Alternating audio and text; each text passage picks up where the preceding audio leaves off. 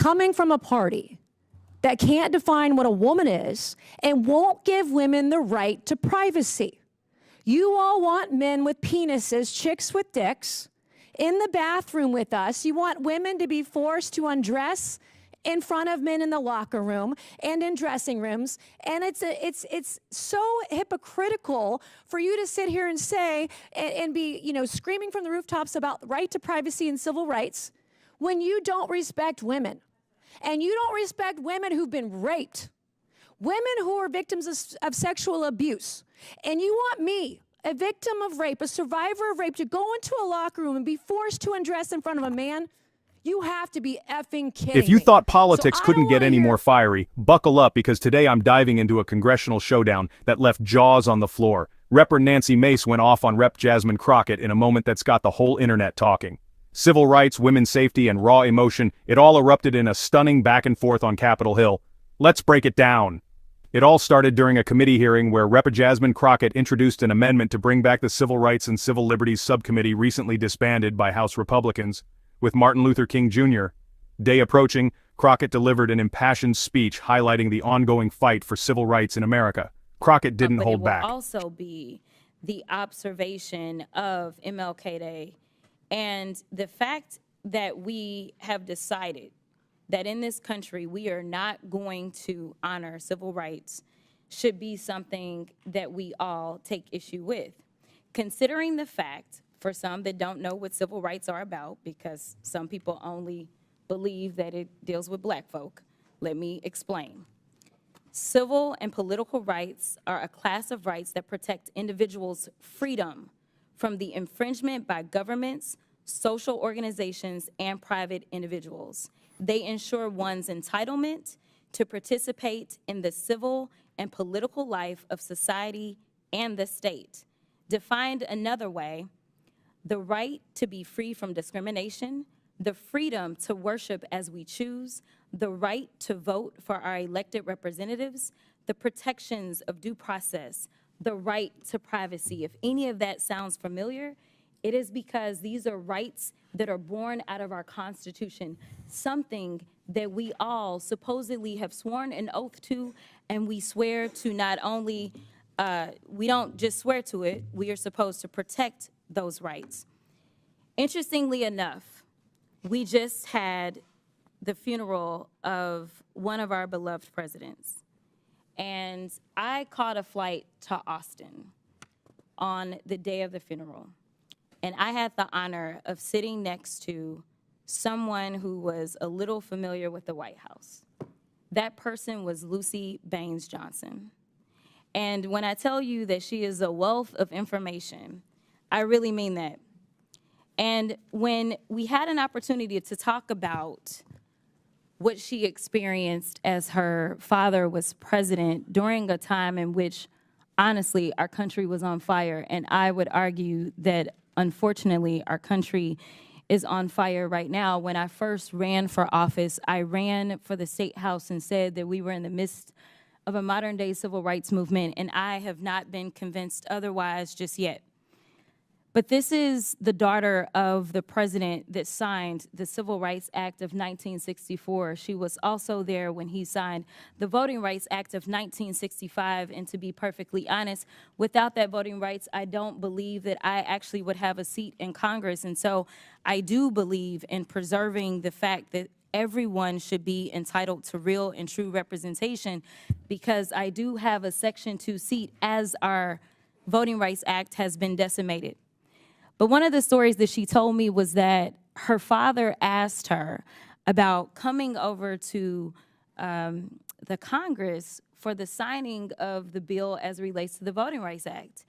Now, for her, it was a bit inconvenient as an 18-year-old to have to leave the White House and go over to Congress. And she asked her father, why should we go over to the Congress, Daddy, to sign this particular bill?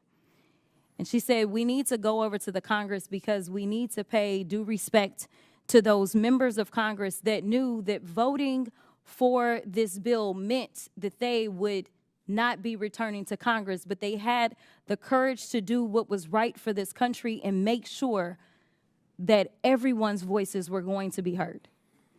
The one thing that we could do, the very small thing that we could do, is have a little bit of courage and decide that we are going to reinstitute this particular subcommittee, because unfortunately, I don't see the type of courage that the people that served back in the 60s had coming out of some of our colleagues.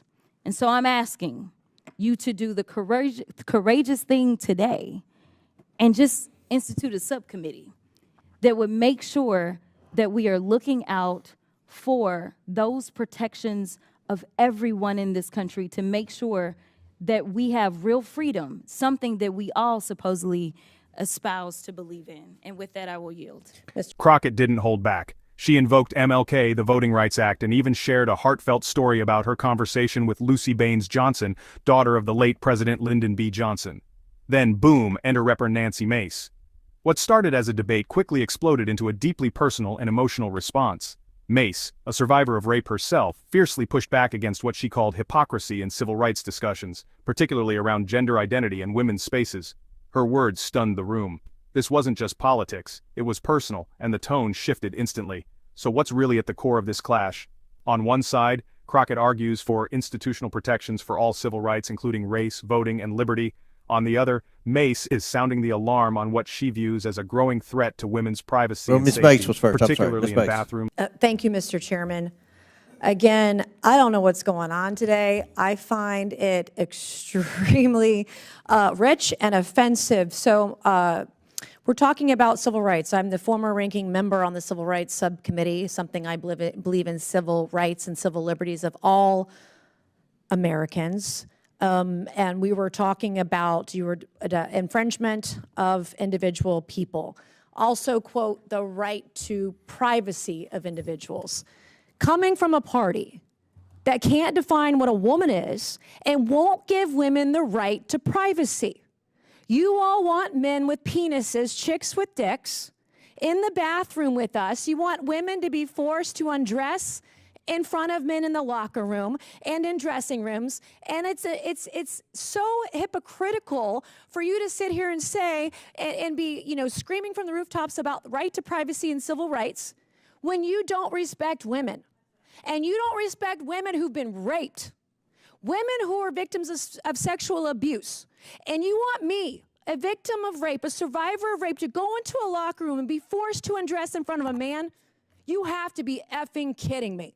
So I don't want to hear about you talk about rights, individual rights, civil rights, because you can't find the courage from the 60s to fight for women all around America, fight for women like me, every single woman. And as a rape survivor, I shouldn't have to explain to you why women have rights and why women, when we're in the bathroom, when we're in the locker room, when we're in a dressing room, why I don't feel safe when there is a man nearby. Particularly in bathrooms, locker rooms, and sports. This is where things get messy. Both sides are claiming to fight for rights, just not the same ones. And that's what makes this moment so explosive. Of course, the internet went wild. Some praised Mace for her raw honesty and bravery, while others slammed her comments as offensive and transphobic. The divide? Massive. But one thing's for sure, this wasn't just another boring day in Congress. So what's next? Will the Subcommittee on Civil Rights be reinstated? Will this clash fuel more debate on women's rights and gender identity in legislation? Nearby. One thing's clear. And the fact that we're going here and we're going to say all these things is the ripeness of hypocrisy on the Hill. People need to tell the truth. And if we're going to talk about the rights of individuals, we have to talk about it. Everybody has rights, including women. And at some point, men are infringing on the rights of women. We just had it today. We just had a vote about protecting women and girls in sports. And I believe it wasn't one, it was two people from the Democrat Party who voted to protect women's rights in sports today. Two. So this is, Mr. Chairman, this is a deeply offensive conversation to me today. We want to talk about real freedom. Women have freedom in this country. Women have the freedom to go to a private women's only space and not see a man in it. Women have the right to change and not be feared that somebody with their sexual perversion, someone who's confused about their gender, we have the right to feel safe in these spaces. We have the right to know that we're not going to have trans people filming us in the bathroom. How many of these trannies are taking selfies? These men are taking selfies in women's spaces, in the bathroom. It's gross. It's disgusting. So if we're going to talk about civil rights, let's talk about the rights of women in this country and how you are stripping them away every single day. And you're doing it in your legislation, you're doing it in your messaging, you're doing it on X. You're making women feel unsafe in this country. And you're making the opportunity for women and girls to be raped, to be sexually abused in this country even greater than they've ever been.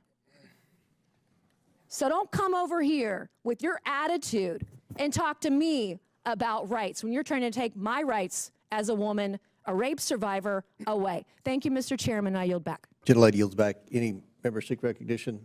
Ms. One thing's Stanton. clear. This moment has struck a nerve, and both sides are gearing up for what could be a major political showdown. What do you think? Was Nancy Mace out of line or speaking hard truths? And does Jasmine Crockett have a point about the need for renewed civil rights focus? Drop your thoughts in the comments. We read them all. And hey, if you love real political drama, raw, unfiltered moments, and no BS breakdowns, make sure to hit that subscribe button and smash the like button so this video reaches more people. Thanks for watching, and stay tuned because we've got more uncensored political moments coming your way. Until next time, stay informed, stay bold.